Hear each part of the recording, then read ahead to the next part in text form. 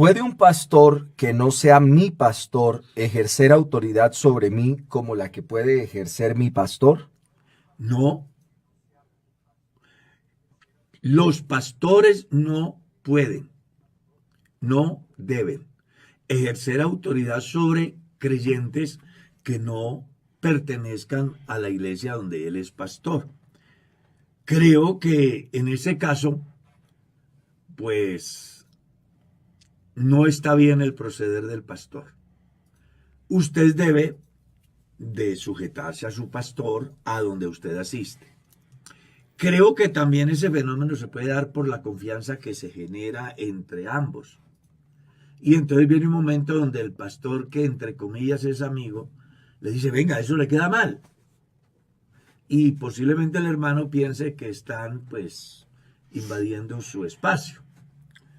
Pero eso lo que dice son dos cosas. Una, que usted mismo se ha encargado de generar tal confianza como para que alguien quiera ejercer autoridad sobre usted. Y dos, que de alguna manera usted se ha equivocado y el pastor, aunque no sea su pastor, valorando lo que usted es como cristiano, trata de generarle conciencia para que no se equivoque de la misma manera. La segunda pregunta, ¿puede un pastor que no sea mi pastor regañarme delante de los demás hermanos estando en cualquier evento? No, ningún pastor está llamado a regañar a nadie. Pedro en su carta en el capítulo 5 dice, apacentad la grey de Dios que está entre vosotros, no como teniendo señorío sobre ellos, sino siendo ejemplo de la grey. Ningún pastor está llamado a regañar. Los pastores estamos llamados a exhortar, a corregir, a orientar, a amonestar. Lo que aquí no podemos medir es qué es lo que el creyente entiende como regaño. ¿Ya? Porque yo quiero, pues, ir un poquito más allá. Yo manejo una filosofía en la iglesia y ya aquí la conocen, que cuando algo no está bien, ¿qué es lo que el pastor hace en el culto? Hace una observación en la escuela dominical. Y pido permiso, ¿verdad? Sí. Yo siempre digo, me autorizan para... Por ejemplo, este domingo va a ser por lo menos 3. Este domingo que viene. Y entonces yo pido permiso para hacer la observación. Si la iglesia me autoriza para hacer la observación, yo la hago. Y si no me autoriza, también. Entonces sucede para que sepa. Sí, para que de una vez se vayan dando cuenta. Pero sucede que después de la observación, algún hermano de confianza se me acerca y me dice, uy, hermano, usted nos regañó muy fuerte hoy. Pero yo no estaba regañando, simplemente estaba generando conciencia acerca de un fenómeno que está afectando a la comunidad y que prefiero hacerlo en un espacio aparte, diferente a la enseñanza del Evangelio. Porque yo soy un fiel convencido que cuando se trata de la enseñanza del Evangelio, debe ser eso, la enseñanza del Evangelio. Y cuando los pastores hacemos uso del Evangelio para desnudar el pecado, el desorden de un creyente, pues no se convierte en un mensaje sanador, sino en un mensaje que hiere. Entonces, por eso yo utilizo ese paréntesis llamado observaciones. Entonces, habrá que mirar qué es lo que el creyente mira como regaño. Porque muchas veces los cristianos quieren vivir su vida sin que nadie les diga nada y que acepten todo lo que hacen, desconociendo que cada pastor tiene una responsabilidad con Dios en relación a los creyentes. La Biblia dice que el pastor vela por los creyentes como quien ha de dar cuenta. No vaya a creer usted que el hecho de que haya un pastor en una comunidad es para que sea un cero a la izquierda. A mí me ha tocado como pastor decirle a creyentes, inclusive a la iglesia, si yo no puedo ejercer el ministerio con la autoridad que Dios me da y la iglesia me confiere, entonces dígame ni me voy. Sí, ya yo lo he escuchado decir. Ah, bueno. Y lo diré el día que corresponda. Sí. Pero eso no es igual a un regaño, es simplemente generando conciencia porque cada cosa debe de estar en su sitio. Entonces, el problema que tenemos en los cristianos hoy es que siempre reclaman derechos. pero no cumplen con los deberes. En estos días, por ejemplo, alguien a través de una red social dice, y lo coloco como ejemplo, como una anécdota, para que se den cuenta hasta dónde puede llegar el cristiano en sus exigencias sin cumplir ninguno de sus deberes. Los diezmos son para el huérfano, para la viuda, son para el extranjero, son para los pobres. ¿Sí? Y entonces yo le he dado una respuesta simple. Lo más triste de todo, mi estimado hermano, es que usted no los da ni a Dios, ni a la iglesia, ni al huérfano, ni al extranjero, ni al pobre, ni a la viuda. Y usted sabe que así es. Y el tipo se quedó totalmente, ¿qué? Callado. ¿Por qué? Porque es verdad. Muchas veces los cristianos reclaman derechos, pero no cumplen con los deberes. Entonces, hombre, hay derechos y hay deberes. Y yo debo de reclamar mis derechos cuando cumpla con mis deberes. No, y asociado a eso, hermano Carlos, pues lo que he venido comprendiendo en este tiempo de aprendizaje, porque pues es una de las cosas que asumo, ¿no? Es que existe una relación entre el pastor y quien se considera una oveja o es un feligrés de la iglesia, ¿sí? Claro. Quien no se autopercibe como tal, entonces no acepta del modo adecuado la exhortación, la enseñanza, el direccionamiento.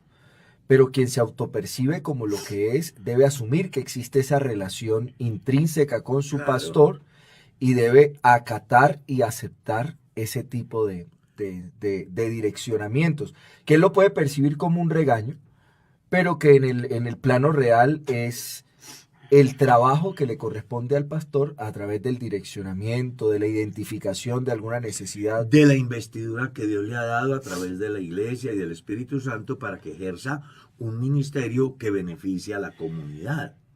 ¿Ya? Entonces es muy importante que los cristianos entiendan. El problema de los cristianos es que algunos se creen autosuficientes. Te voy a contar una anécdota de la vida real. Una vez vi un mal comportamiento de un creyente. Yo como pastor debo de llamarle la atención. Entonces me he sentado con él y le he dicho, venga hermano, yo valoro mucho lo que usted es en la iglesia. Me parece que es muy importante su servicio dentro de la comunidad. Dios lo ama demasiado y nosotros de verdad queremos que esté con nosotros y que nos ayude para que la obra de Dios avance de una manera correcta. Y él me ha respondido así, pastor, si yo tengo errores, ¿cuántos más tendrá usted? Entonces uno encuentra esa clase de cristianos que se creen autosuficientes, que el pastor es un cero a la izquierda para ellos y que cuando el pastor hace uso de la autoridad dada por Dios y por la iglesia, entonces incomoda al creyente. Pero es porque al creyente se le ha olvidado su posición. Es una oveja. Y si es una oveja es porque hay un pastor. Y el pastor tiene el deber de sanar la oveja, de cuidar la oveja, es decir, alimentarla. Y también de ingresarla al camino cuando ésta se desvíe. Y los procedimientos en cada caso son diferentes. Eso hace que la reacción de la oveja sea diferente. Pero si la oveja es oveja, aprenderá a aceptar las directrices de su pastor. Porque el pastor vela por el alma de ese creyente y el pastor sabe que si ese creyente se pierde por falta de exhortación, de orientación, de amonestación, de enseñanza, él se perderá, pero Dios demandará del pastor la salvación de esa oveja. Es muy complicado. Pastor, ¿puedo aportar algo? Claro. Pastor, está muy bien lo que está hablando, pero también hay pastores que se enseñorean de la grey, como dice la Biblia. Claro. Hay pastores que regañan a los Claro. creyentes como si fueran sus hijos. Entonces yo creo que no está bien tampoco. Ese es el otro lado. Ese es el Claro, otro es que hay extremo. pastores que uno conoce que hay pastores que abusan de la autoridad con los hermanos. Pero con todo y eso, así el pastor abusara de la autoridad, el creyente debe respetar. Exacto. Porque las decisiones que toman las autoridades, tanto en el campo civil como en el campo eclesial, gustenos o no nos gusten, son la autoridad. Deben de sujetarnos. La Biblia no dice que se sujeten a la autoridad si la exigencia se ajusta a lo que a mí me gusta. No, señor. Usted va de empleado y su jefe le exige algo. Gústele a usted o no le guste, ¿qué? Hay que hacerlo. Uno no entiende por qué. Vamos a colocar un ejemplo. Hoy se le ocurrió al pastor de la iglesia en el Boyacá Real decir que a partir del mes de diciembre, todas las damas que participan en el comité de alabanza deben de venir uniformadas. Suponga que eso se le ocurre al pastor. Habrán algunas que dirán que sí, otras que dirán que no. Puede ser que la decisión del pastor no cale, pero si son ovejas, Deben de la sujetarse. autoridad lo ha dicho y ellas deberían. Así como en la empresa le dicen a aquel, todo el mundo viene con botas amarillas y si no, no hay entrada a la Sí. empresa. Pues aunque no quiera las botas amarillas, ¿qué tiene que hacer? Ponérselas. Claro. Entonces, si usted como cristiano quiere agradar a Dios y el pastor, desde su visión, piensa que algo no está funcionando bien y busca mejorar, usted debe de aceptar porque esa es la autoridad. La Biblia dice, sujetaos a vuestros pastores, porque ellos velan por vuestras almas, como quienes han de dar cuenta. Así que no vaya a creer Y no lo que haga el ser quejándose. pastor es pensar en un estilo de vida Ajá. de un nivel alto. No, el ser pastor es ser un siervo que está para ayudar, para servir. Pero que Dios le confiere unos derechos al pastor. ¿Cuál? Ejercer autoridad. Pero también le demanda unos deberes. Cumplir con lo que Dios le enseña en relación a una orientación adecuada en la comunidad de Dios. Me hace usted recordar, en mi época universitaria habían ciertos inconvenientes en la iglesia a la que yo asistía, ¿no? De comportamientos de... Nos éramos muy adolescentes. Y cuando a veces predicaba, ella se llama la hermana Janet Navarro, a quien recuerdo con mucho cariño. Y cuando los domingos hacía enseñanzas sobre ese tipo, le decía a uno, ¿qué? Salió muy aporreado. Pero su enseñanza apuntaba a una formación que hoy día yo creo que muchos de los que estuvimos en esa época Les damos sirvió. gracias a Dios por alguien que supo direccionarnos Le voy a alrededor con- de cosas que Le voy a no estaban contar bien. algo que usted no lo va a creer. ¿Alguna vez fui invitado a una iglesia a predicar? Y ese día se me ocurrió decir, porque pues soy una persona espontánea. Yo no soy un tipo de escribir y... No. Yo soy una persona espontánea. Entonces, cuando me han pasado a dar la enseñanza, yo hago una pregunta. ¿Cuántos quieren que Dios les hable? La gente dice, amén. Bueno, con todo y eso, si alguno no quiere que Dios le hable, es mejor que se vaya. Dije yo. Sí. Oye, se han levantado como 2 o 3 y se han ido. Posiblemente hubo una interpretación en la comunidad. El pastor es agresivo.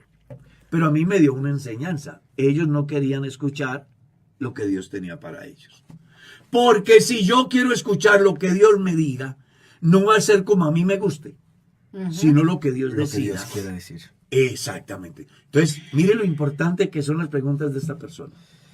¿Cuál es la otra? La tercera, ¿por qué un pastor pasa mucho a su esposa a servir en el altar, habiendo demasiados hermanos al servicio? ¿No sería más conscientes que todos los hermanos, e incluido ella, ejerzan el mismo servicio de manera equitativa? Vea, voy a decir una palabra que es dura, ¿ves? Pero que es la verdad.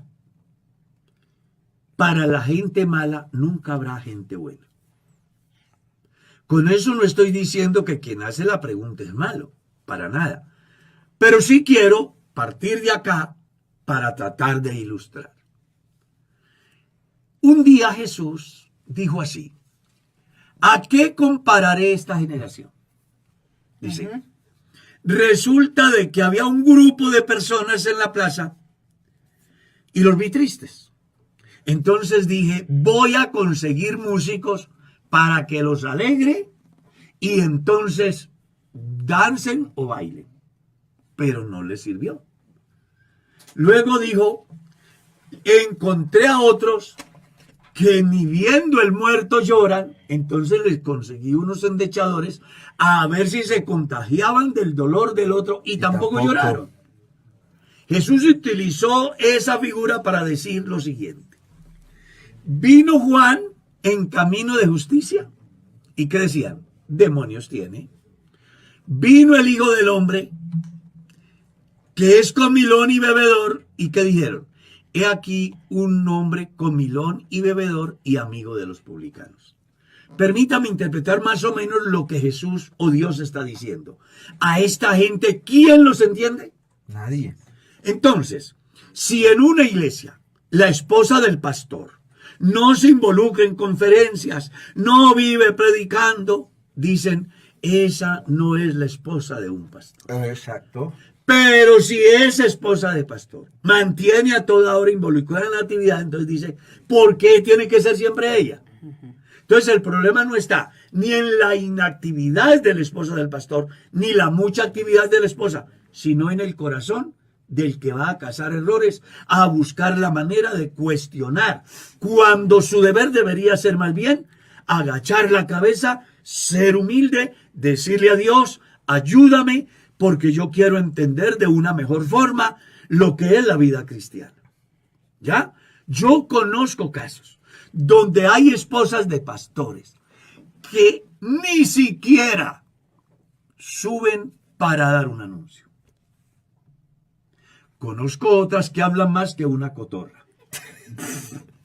¿Y entonces qué? ¿Cuál es mejor o cuál es peor? La respuesta es sencilla. Cada mujer esposa de pastor cumple una función dentro del ministerio y el pastor debe de saber encauzar para bienestar de la comunidad. Cualquiera de las dos, la que es muy pasiva o la que es muy activa. Y los cristianos deben de respetar la autoridad del pastor, la investidura del pastor, porque si el pastor permite que su esposa ejerza algún liderazgo, él es la autoridad y tiene todo el derecho.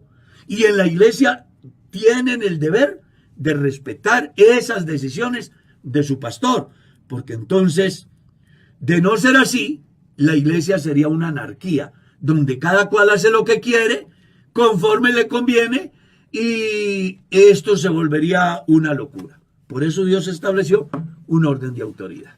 Amén. ¿Por qué no se pasa a la esposa del pastor a recoger las ofrendas como los demás hermanos e inclusive sus mismos hijos?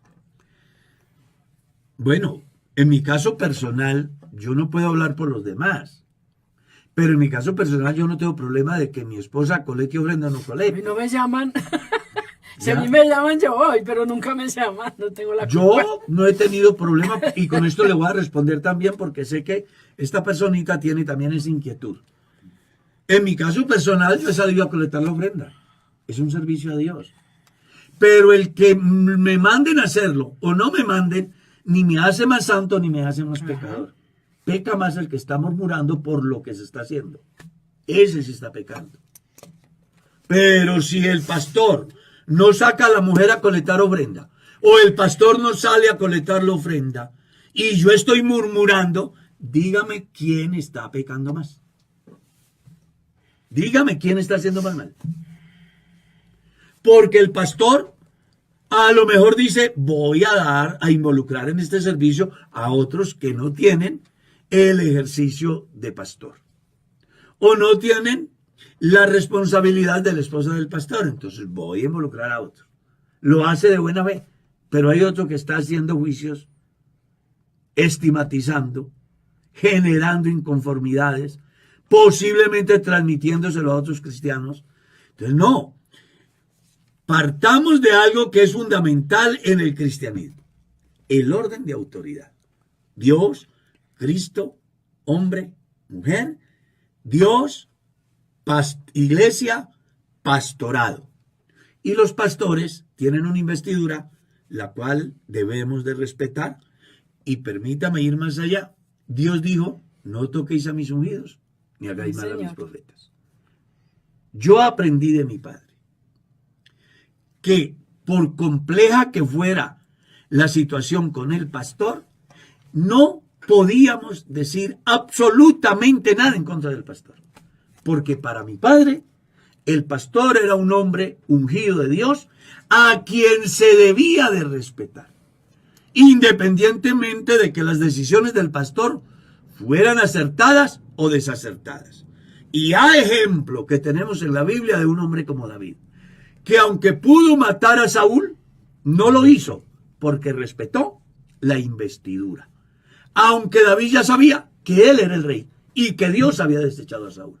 Entonces los cristianos tenemos que aprender a respetar la investidura que Dios le da al individuo. Dios lo tiene ahí por alguna razón. Yo pienso que Dios me tiene en el Boyacá Real por lo menos para que la gente aprenda a tener paciencia, a soportarme. Dios tiene un proyecto, ¿está claro? Dios tiene su pastor en su comunidad y lo ha llevado con un propósito. Ese pastor no está por casualidad. Dios quiere hacer algo a través de ese pastor. El pastor cumplirá su trabajo, aceptable para su manera de ver o rechazable, pero Dios lo llevó con un propósito. Es que los cristianos tenemos que entender quiénes somos y cuál es nuestro rol dentro de la comunidad. Y el pastor también debe de entender cuál es su posición y cuál es su rol. En la medida que aprendamos a entender cuáles son los derechos y los deberes del creyente y cuáles son los derechos y los deberes del pastor, entonces las iglesias aprenderán a caminar y los pastores aprenderemos a administrar. Pastores, yo creo que es muy bueno, porque yo sé que muchos creyentes nos están escuchando. Cierto día me llamó una hermana y me dijo, hermana Mercedes, necesito un consejo. Dije, ¿qué puedo hacer, hermana? Y me dijo, es que en la iglesia estamos haciendo un memorando porque no queremos más al pastor. Entonces ya lo hicieron y lo estábamos firmando familia por familia. Entonces yo necesito que usted me diga si está bien firmar ese memorando. Pues yo le dije, hermana, pues si usted quiere la bendición de Dios, no vaya a firmar ese memorando. Porque de todas maneras Dios puso ese hombre allí, que Dios se lo lleve cuando Dios quiera. Dios lo puso, que Dios se lo lleve de ahí, pero que usted no vaya a tener nada que ver ahí. Y nosotros les hemos enseñado a nuestros hijos. Exacto, también. Nosotros tenemos hijos. Y ellos en un momento determinado nos han llamado diciendo, vea esto y esto. Por ningún motivo. Exacto. Vayan a tocar. Exacto. Ni se van a involucrar ustedes en contra del pastor. Porque el pastor tiene una investidura que no tiene el creyente común y corriente. Y no es que se me ocurra a mí. Pablo escribe en la carta a Timoteo y dice que avive el don que fue dado mediante la imposición de manos del presbiterio. Entonces, cuando una persona es ungida como ministro de Dios, no es a la persona, es a la investidura con la cual están tocando. Sí. Y eso es delicado. Pero muy. Unos muchachos tocaron con un profeta de Dios. ¿Y cómo le decían? Calvo sube, calvo sube. ¿Y qué pasó? Ya ustedes saben. A mí esa historia me parece muy diciente, ¿no? Porque uno diría, oye, que pues intrascendente. Pero tenía que ver más con el rol que él desempeñaba, Era el con profeta la autoridad de Dios. que estaba delegada sobre él. No eran los 50 kilos de carne que se movían por ahí. Sí. No, la investidura que Dios le había dado.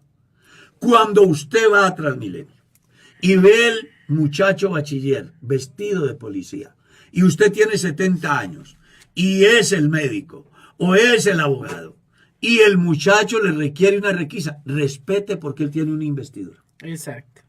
Así es un muchacho. Yo soy pastor por más de 40 años. ¿Ves? Y los que me presiden son menores en edad y menores en tiempo de ministerio. Pues yo tengo que respetar la investidura de ellos. Yo no me puedo desmedir con ellos. Son mis superiores. Acertados o desacertados, pero yo tengo que respetar la investidura dada Amén. por Dios a través de la iglesia de esas personas. Yo le recomendaría a esta personita que más bien busque mucho de Dios y sea más objetivo, piense que todo sucede con un propósito. Amén. Y además le agradezco porque creo que esto pudo servirle a muchos creyentes. Pero quedan dos preguntas, pero Ah, pasamos siga. a otras. No. Terminemos el Bien, cuida, decálogo. pastor, que este está bueno. Este está bueno. Dice, voy a cambiar el orden para continuar con el tema de la esposa del pastor. Dice, ¿puede la esposa del pastor realizar el mismo servicio que el resto de hermanas en una congregación, como hacer aseo en el templo, realizar actividades de comida, etcétera? Puede. Pero eso no es igual a que tenga. Cuando yo era directivo, fui a posesionar un pastor. Su esposa era una niña joven, que tenía unos 18 añitos, la niña, la esposa del pastor. Él era un profesional, psicólogo, también muy joven. Y me llamó mucho la atención porque de entrada nos dijeron, pues está muy joven para que aprenda a trabajar aquí en todo lo relacionado a pro templo, a hacer no sé qué. Y bueno, yo tuve que aclararle a la iglesia. Un momentico. La esposa del pastor es la compañera del pastor. Y ellos tienen un ministerio que desarrollar. Más allá de que la iglesia no haya dicho hasta hoy que la esposa del pastor es pastora, algo sí debe de quedarle en claro a la iglesia. Y es que si la esposa del pastor no se comporta a la altura, el ministerio del pastor será afectado de manera negativa. Como tal, se debe de tener consideración con la esposa del pastor. No con eso quiero decir que la esposa, si ella quiere involucrarse en algo, lo haga.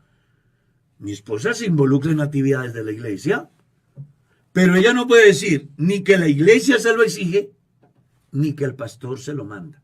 Ella lo hace porque le nace hacerlo. Así que si ella quiere hacer algo, no hay problema. Pero si no quisiera hacer algo, como aseo, como comida, como otras cosas, tampoco pueden cuestionarla. Porque la esposa del pastor está para ayudar al pastor en un 60% de su ministerio, que es cuidar de su vida espiritual, de su vida personal, de su vida moral. No vaya a creer que la esposa del pastor es una foto en la pared. En mi caso personal, siendo antioqueño y como dicen que son de machistas, yo soy un fiel convencido que la esposa del pastor es el 60% del ministerio de un pastor. Por eso, el que va a casarse como el pastor Darwin, tiene que poner cuidado con quién se va a casar. Porque es el 60% de su ministerio. Si su mujer no le funciona como cristiana, como esposa, como madre, como ciudadana, y usted es el pastor, pues usted termina mal. Hay pastores que han perdido el ministerio por causa de sus mujeres. Entonces yo sí quiero que tengan en cuenta que si la esposa quiere hacer algo, ni el pastor ni la iglesia están llamados a oponerse a que lo haga, pero tampoco ni el pastor ni la iglesia deben de presionarla para que lo haga, porque ella es una persona libre y está en una función dentro del ministerio. Amén. Y la última pregunta, ¿por qué se toca mucho el piano cuando la prédica se está acabando? ¿Eso no es motivo de emoción para que se hablen lenguas en la iglesia? Depende como usted lo mire. ¿Ya? Le hablo desde mi punto de vista. A mí no me gusta ningún ruido mientras yo estoy predicando. Pero hay hermanos que Espere, predican. déjame que voy a terminar. Hay hermanos que les gusta. Pero hay otros que les gusta.